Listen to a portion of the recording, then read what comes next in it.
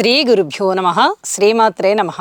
మా ప్రేక్షకులందరికీ వరలక్ష్మి వ్రతం శుభాకాంక్షలు తెలియజేస్తూ ఉన్నాం. వరలక్ష్మి వ్రతం శ్రావణ మాసం వచ్చిన తోడనే చక్కగా మహిళలందరూ ఇంటిని శుభ్రపరచుకొని పూజలు, దక్షిణ తాంబూలాలతో చక్కగా వాయినాలు, ముత్తైదుల్ని పిలిచి పేరంటాలు ఇవన్నీ కూడా చేసుకుంటారు. ఈ శ్రావణ మాసం అంత శుభప్రదమైన మాసం అని, సాక్షాత్తు అమ్మవారే ప్రతి ఇంట కొలువు ఉంటుందని మన యొక్క ప్రగాఢ విశ్వాసం.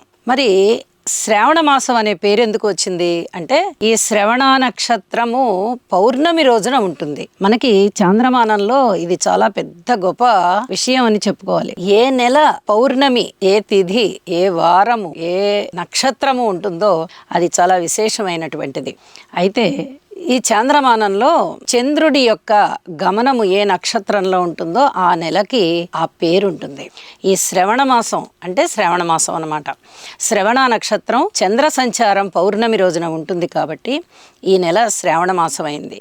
శ్రవణ నక్షత్రం అనగానే చంద్రుడి యొక్క నక్షత్రం. చంద్రుడు అనగానే మనకి అమ్మవారి యొక్క ఆయన సోదరుడు అని కదా చెప్పుకుంటాము. పాల సముద్రాన్ని చిలికినప్పుడు దేవదానవులు ఆ పాల సముద్రంలో నుంచి 14 వస్తువులు ఆవిర్భవించాయి. కామధేనువు, కల్పవృక్షము, ఉచ్చైశ్రవము, అలాగే ఐరావతము, అమృతము, హాలాహలము, ఇలా ఎన్నో ఆవిర్భవించాయి. వీటన్నిటితో పాటుగా అమ్మవారు కూడా ఆవిర్భవించారు.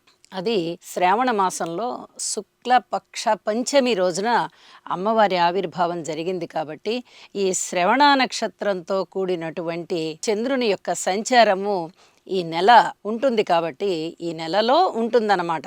కాబట్టి పౌర్ణమి రోజున శ్రవణ నక్షత్రం ఉంటుంది కాబట్టి దీన్ని శ్రావణ మాసము అని, అత్యంత శుభప్రదమైన మాసం అని, అమ్మవారి యొక్క జన్మదినము ఇప్పుడే మనకి తెలిసింది కాబట్టి ఈ పాల సముద్రం నుంచే కదా అమ్మవారు ఆవిర్భవించింది.